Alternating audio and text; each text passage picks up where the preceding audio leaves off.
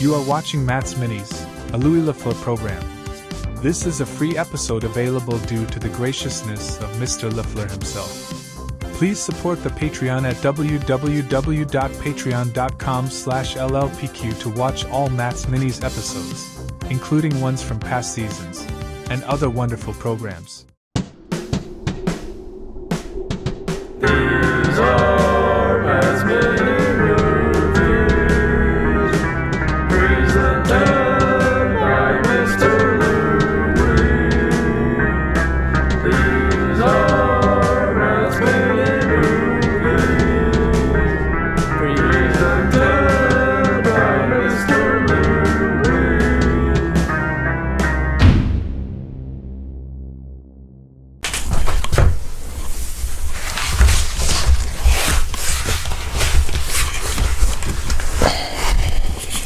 Hello, welcome to another episode of Matt's Minis, presented by Mr. Louis Lafleur. I'm Matt Johnson. This is for the week of May 14th, 2025. First movie of the week is called The Aviator's Wife by E. Rohmer, 1981. La Femme de l'Aviator. If you know Rohmer movies, then you probably know what this one's like, because they're very similar. The ones that I've watched. Some young things and romantical issues or relationship-y issues. After watching the movie, the title is kind of like a joke, I think. Because they're basically following around this guy who's the aviator. This young guy and another younger girl start following around this guy. Although she doesn't really know it, I guess. But anyways, because he's kind of wannabe boyfriend of his girlfriend. You know, she's kind of got this love triangle situation going on. But he finds that the aviator man is like married, and he's following around just trying to get some information or something. It's very odd. Yeah. Anyways, there's a lot of that. There's just young French people in Paris being very French and funny.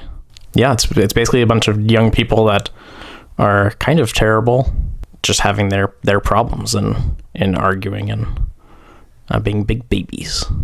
So it's fun. For my Matt's Minis moving mobiles in the movies, Paris in the early 80s. Basically a lot of late 70s looking cars. Also very small little baby cars because, Europe.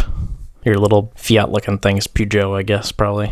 There's not a lot of action actually driving around in the cars. I think the main thing is he follows the Mr. Aviator onto a bus, and then follows him around some more after that. But that's really like the only mobile that's really happening. He watches him and the woman he's with, like get off into a taxi, and I think that's pretty much it. So there's cool cars around, but not really part of the movie. So I'd probably just give this like a 2 on the mobile rating, unfortunately. Moins fort, ça fait pas naturel. Naturel? Mais c'est tout à fait naturel. Mais c'est vous qui n'êtes pas naturel. Mais pourquoi prenez-vous ces airs de conspirateurs? C'est ça qui vous fait remarquer. Enfin, vous disiez quoi? Vous disiez que l'allemand, c'est pas difficile. Bah non, rien pour moi n'est difficile. Puis de toute façon, le prof a dit que j'avais un très bon accent. Tiens. Also, du hast dich verheiratet. Oh, il nous a regardé. Okay, that was The Aviator's Wife. Next movie of the week is called A Simple Plan by S. Raimi, 1998, with Bill Paxton and Mr. Billy Bob Thornton. Billy Bob, who is playing an actual moron in this movie, like a very low intelligence type of person. Like a noirish, I guess. Kind of Fargo-y. I think a lot of people think this is like the Coen Brothers, but it's not really very funny. But it's all in the snow and stuff, and money being found, people being killed, stuff like that. Gary Cole shows up also later on and is not such a good guy. Is he ever a good guy in a movie? I don't know. Really, it just feels like Billy Bob is stupid just to make things more complicated. Because, they find some money and he's just like kind of blabbering about stuff. Maybe they accidentally kill somebody and he's doing a little too much talking and not much thinking because his brain don't work so well.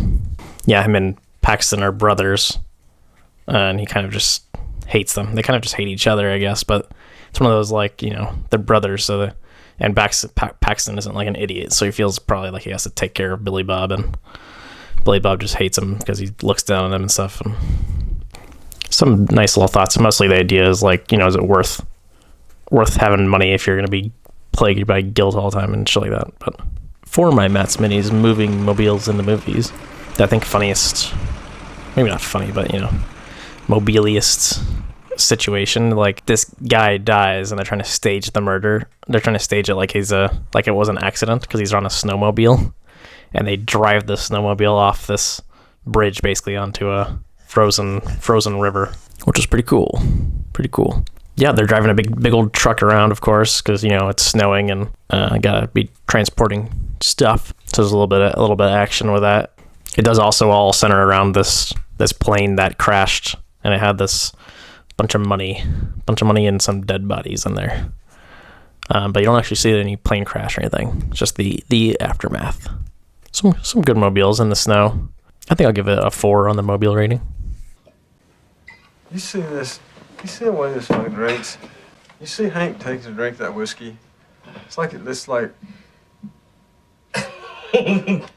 like fucking, like what is it, like some kind of commercial for preparation extra in the mouth, like he lives on Primrose Lane. Make like some goddamn bird or something. Start playing Big Brother now. Teach me how to drink my whiskey.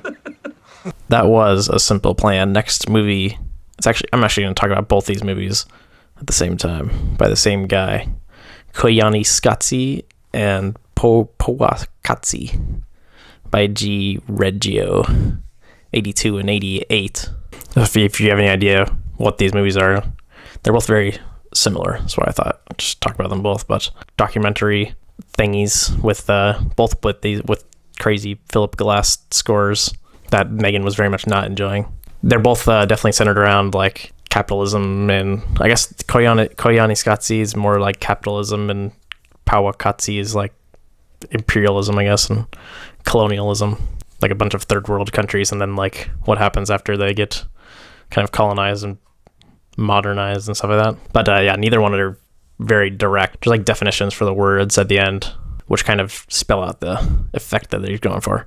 But you get it just from watching, especially Koyaanisqatsi. It's like starts out with a bunch of nature shots and then like slowly moving into like modern society and like factories and cars and just everything, I guess. We're destroying the earth with all of our need for everything, just with people existing, technology and shit like that. Powaqqatsi was the later one, and it feels more kind of like, I don't know, just National Geographic-y, I guess. I mean, there's a lot more focus on like people, which is cool, and there's lots of shots of just like little kids like in Africa and really poor places, just sitting there looking at the camera and looking depressed and stuff. Versus Koyaanisqatsi is not as much of a personal. It's obviously all about humans and everything, but like the people are just like masses of people in like New York and Chicago and big cities in America or something, or like factory workers, or obviously people driving in their cars, but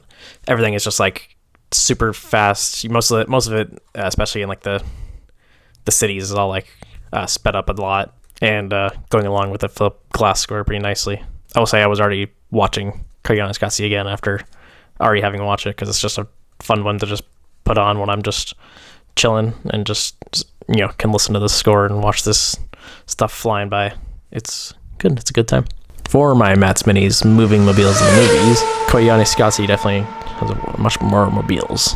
Lots of prolonged shots of a cityscape with a bunch of like from high up in a helicopter or something, and cars just zooming around over like whole day or something. And it also ends with some spaceships, rockets, I guess, taking off, probably like satellite launching or something like that, and one of them just like crashing, burning, and firing up in the sky. So I would say the mobiles parts in Koyaanisqatsi were pretty awesome. They're probably some of my favorites, watching the millions of cars, 80s cars driving around. I can say just the sheer number of cars is probably the most in a movie that I've seen on Matt's Minis. So maybe I think I'll probably give it like an 8 just for that.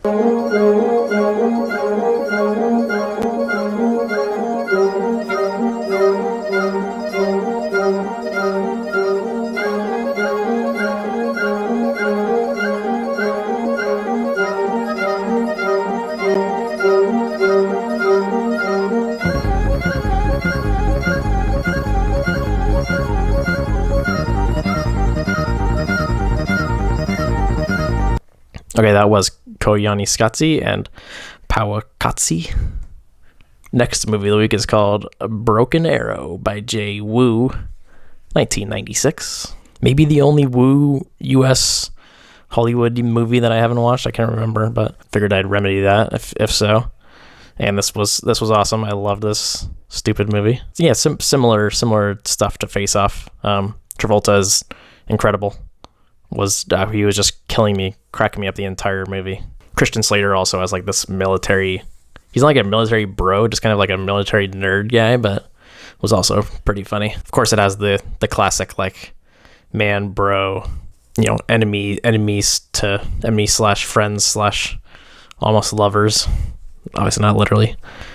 Thing going on that John Woo loves, and it's again very similar to Face Off. The basic plot of this is like Travolta and Slater flying a stealth bomber that's got some nukes on it it's like a test flight, and it's got actual live nukes on it, which of course starts out absolutely preposterously. And then Travolta is like teaming up with some rich guy to steal the nukes, so basically hold some city as hostage or whatever and ask for money from the government or some shit, I don't know. And Travolta doesn't even really care that much about this whole plan and making money and stuff. He almost is just doing this because it's for fun. He hasn't been moving up in the military. He's definitely a bit of a fuck, too much of like a rebel. And it's kind of just like a big fuck you from him to everybody. One other thing that I loved, there was lots of very good dummy stuff. There's a thread on VLV about dummies in movies, and I'm always thinking about it, especially when it's like super obvious stuff. But there's like a Travolta gets hit by this nuke, rocket flying at him, and through a wall of a train car, and obviously it's a dummy. And then another guy like falling down on the train in between the tracks, and there's some good dummy stuff. For my Matt's Minis moving mobiles in the movies, so like I said, it got a stealth bomber from the beginning, flying that thing around, crashed down, and then a park ranger's pulling up and helping out Mr. Christian Slater, driving around in their like SUV looking thing. I don't know what kind of car it is, but then when we get off to these militiamen type of deal that are trying to steal the nukes, they're all driving out in like full-on Humvee, military Humvee style things, and there's like a chase because Slater gets in one, and then Travolta's in the other, and they're all chasing each other down in the Humvees. Eventually, they're trying to take the nuke onto a river. They land out in the desert, so I think it's like Nevada or something, Arizona or something. Maybe go on the Colorado River or something. I can't really remember, but it's a cool little boat, nice little boat scene. And then of course the train. You got planes, trains, automobiles, and boats. Like, what more could you really ask for in this? And a chase scene. This movie pretty much killed it on the mobile front. I think I'll give it a 10. Flying doesn't mean what it used to mean to me. Not the flying, carrying the nukes. I know you. You love having the power of God at your fingertips. Get off on it.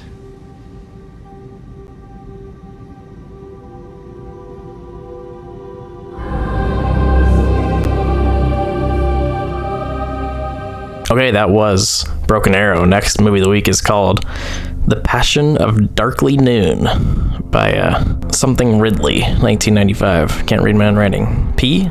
With Brendan Fraser as Darkly Noon. Yes, that is his name.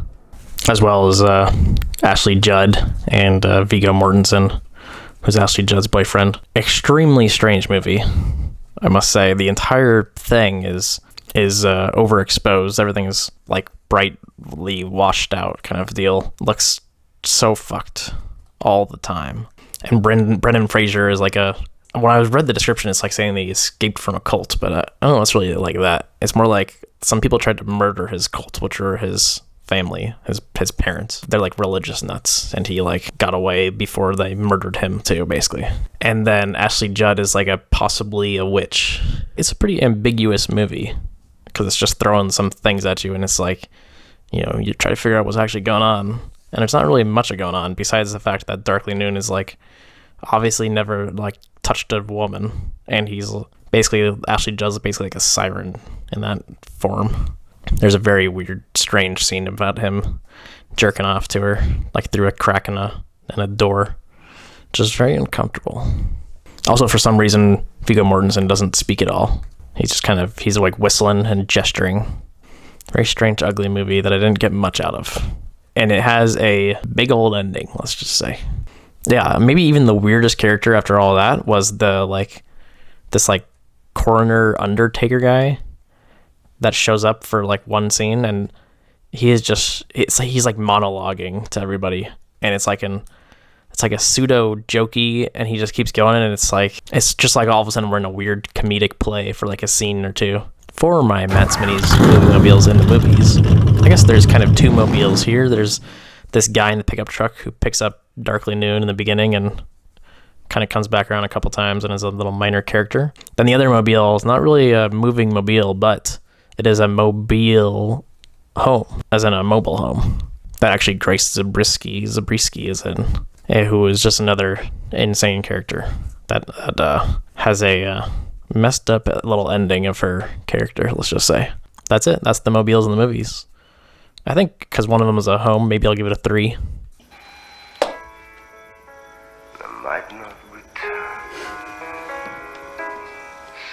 I told you Clay was the only one who could get a song from the radio. Sometimes I thought this journey is changing me. What can I do? It's a journey I've got to. That was The Passion of Darkly Noon. Next up, I got a little 3-parter going on here to end it with, so I'm just going to kind of talk about all 3 of them. Because I watched It by T.L. Wallace 1990, and then I watched It by a Muschietti 2017, and It Chapter 2 by the same guy 2019. A friend of mine was just telling me about the, I guess probably infamous like orgy-ish scene from the book. Yeah, I'm pretty sure that doesn't exist in the movie, the TV movie that I'd watched as a young child, but had to go back and watch again and confirm. So yeah, I did first watch the 1991. I got a DVD of it because I found it at the local bookstore. I will say as a child I was very scared of this, which I think I was mostly just scared of the idea of like it and things talking to me through like the sink and the shower. I swear after I watched this I like did not take a shower for probably like a month or something like that. And then of course that the one dude kills himself in the bathtub in both versions of this. And so, it must be in the book. I've never read the book. It's quite long. I will say now it's not scary at all, but it was fun. Tim Curry is still way better than Mr. Skarsgård. But after learning about this sex scene where apparently Beverly just like has sex with all of them, I don't know, to get rid of their innocence or something. I'm not really, somebody wants to chime in. I'm not sure exactly what's going on there, but now watching this back, it's like they're all very touchy with her, even though they're not like, they haven't seen this woman in years when they're grown up, especially like John Ritter, like massaging her and stuff, and she's kind of like kissing everybody and talking about how they all love each other and they're the only ones that they could love and stuff like that. So that all just made me kind of had me thinking that they wanted to kind of, obviously they weren't going to have this crazy sex scene in the movie, but maybe they can allude to it a little bit by just having a lot of touchy-feely stuff going on. But I did definitely like the 1990 version. The newer ones, I had already seen the 2017 one, and I hated it a lot when I watched it around when it came out. Not in the theater, but shortly after. I know he's Pennywise the dancing clown, but they really had to do that ridiculous Fortnite dance. Also, the Fortnite dance was made after this, like it was made because of that dance. Is that true? I have no idea, but it's insane. But I do kind of appreciate just getting a bunch of actual kids together and telling them to say fuck like as much as possible. So I thought that was pretty good. I was watching with Megan, and she's like, this actually sounds exactly like me talking to my friends when we were 13 or whatever. It's kind of sad that Finn Wolfhard doesn't do a bunch of impressions like our little baby Seth Green in the 1990 version, though. They left that to Bill Hader later on when he's grown up. So, but yeah, I never watched the part 2, the chapter 2. I didn't realize that Bill Hader and James McAvoy and Jessica Chastain were in it, so then I was like, okay, you know what, I'm gonna watch this. I've planned to never watch it because I hated that 17 one so much, and yeah, it was pretty bad. I mean, they're both pretty bad in my opinion. I thought it was kind of ridiculous how much flashbacks and shit were in the part 2. It kind of made the first one obsolete, and it's so much more like the 1990 version, where like you have the adults, but then it's also giving you a bunch of child scenes, but they're like not exactly the scenes from the 17 one. They're like, it's like extended scenes from those or deleted scenes from those or something. That's what it felt like. At least I don't really know what's going on here. Yeah, the 1990 version starting out with like each each having their own kind of flashback to the, like, being reminded of it, and then that happening again in the part 2. I'm just like, why was this broken up into 2 movies and made into like 5 hours long? Or is it longer than, it's like crazy long too. For my Mets Minis, there's mobiles in the movies. One thing that I thought was funny was that there was a old red convertible, maybe a Mustang in the 1990 version, and then in these other 2 later on ones, we got this same thing. I think I'm pretty sure that Bill Hader is driving around in a red Mustang convertible, although I think it was John Ritter's character, which is different. But yeah, we got some sweet red convertibles, muscle cars, both of them. Then of course we got the bully in the newer ones, driving around that blue Trans Am, maybe a Firebird looking thing that he definitely thinks is the most badass thing in the world. And then of course in the newer one with the kids, they're all riding out on their bicycles. And in the old one, I guess they had the bicycle scenes. I don't think they all had them, but they made a big deal out of the Schwinn, the Hi-Ho Silver and stuff. So the bicycles are definitely a main mobile in the Yitz. It counts, especially for children. You know, they can't be driving cars, so it's the best they got. Let's round all these up together, and I think I'll give it a 3.5 on the mobile rating. Give them all. Don't you want a balloon? What's the matter? One balloon, not enough. Try on, please!